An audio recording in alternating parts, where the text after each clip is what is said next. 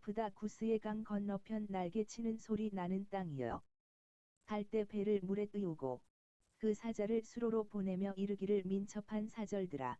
너희는 강들이 흘러 나누인 나라로 가되 장대하고 준수한 백성 곧 시초부터 두려움이 되며 강성하여 대적을 밟는 백성에게로 가라 하는도다.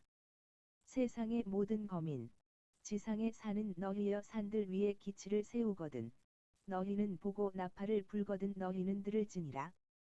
여호와께서 내게 이르시되 내가 나의 처소에서 조용히 감찰함이 쬐이는 일관 같고 가을 더위의 운무 같도다.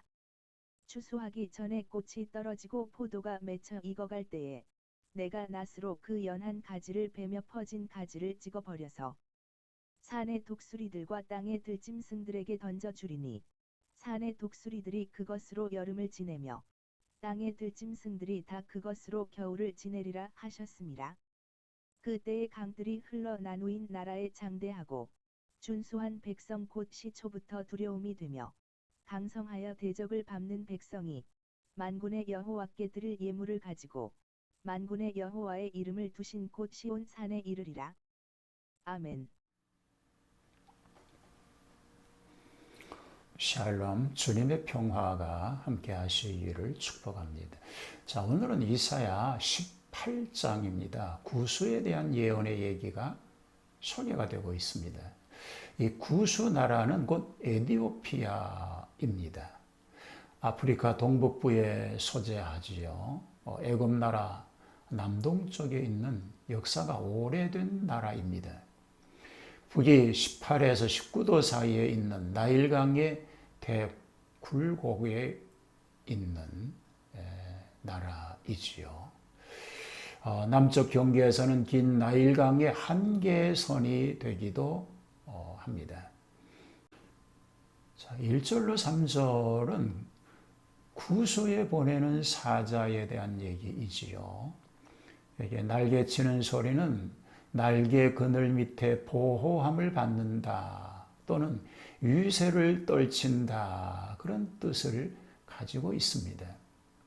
갈대배는 나일강변에 무성한 파피브루스로 만든 배로서 견고하고 가벼워서 나일강 상류 폭포에도 파손되지 않으니 매우 편리한 배이기도 합니다. 사자를 수도로 보낸다라고 하는 것은 이스라엘을 침략하러 왔던 아수르가 하나님의 벌을 받아 파멸되었다는 소식을 구수 나라에 전하기 위하여 보낼 사자를 가리키고 있습니다. 유다국은 아수르가 침략할 때에 구수 곧 에디오피아의 원조를 바라보았던 것입니다. 그러나 그 원조에 의하지 않고 하나님의 도우심으로 유다는 승진하게 될 것입니다.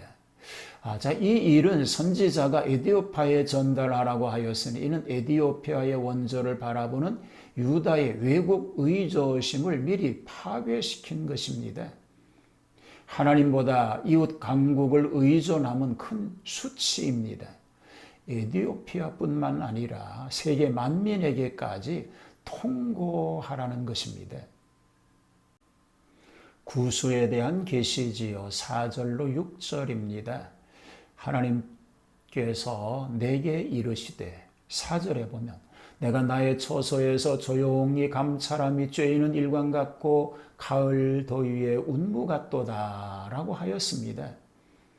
하나님은 어지러움의 하나님이 아니시고 조용하고 그리고 침착하게 살피시는 분이십니다.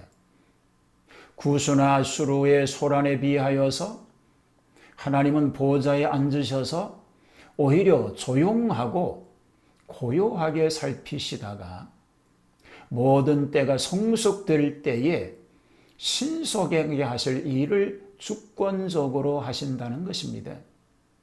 아수르를 포도나무에 비유하였는데 하나님께서 아수르군의 행동을 살피시다가 아수르군이 목적을 수행하려고 할 그때에 일거에 이것을 낫으로 수확함과 같이 심판하시겠다는 뜻입니다. 그리고 그 벤 것을 산의 독수리에게와 땅의 들짐승에게 끼쳐준다고 말하고 있습니다. 아수르의 군대를 하나님께서 쳐서 멸망하시겠다는 것이지요. 그 시체들을 독수리와 들짐승이 먹도록 하시겠다고 하는 비유적 표현인 것입니다. 그만큼 아수르 군대의 패망은 상상할 수 없는 비참스러운 것입니다. 자, 이것은 인력으로 된 것이 아닙니다. 오직 하나님의 능력으로만 이루어진 것입니다. 6절에 과하과동이라고 하는 말이 나오는데 여름을 보내고 겨울을 보낸다는 뜻입니다. 즉 세월의 흐름을 총괄해서 말하고 있습니다. 구수의 예배에 대한 얘기가 마지막 절에 나옵니다. 그때의 강들이 흘러 나누인 나라에 장대하고 준수한 백성 곧 시초부터 두려움이 되며 강성하여 대적을 밟는 백성이 만군의 여호와께 드릴 예물을 가지고 만군의 여호와의 이름을 두신 곳 시온산에 이르리라고 하였습니다. 그들은 유다를 치러 왔던 아수르 군대의 패망을 목도하고 하나님의 권능을 깨달아서 시온산에 이르게 된다는 것입니다. 이 시온산은 예루살렘 성전을 의미합니다.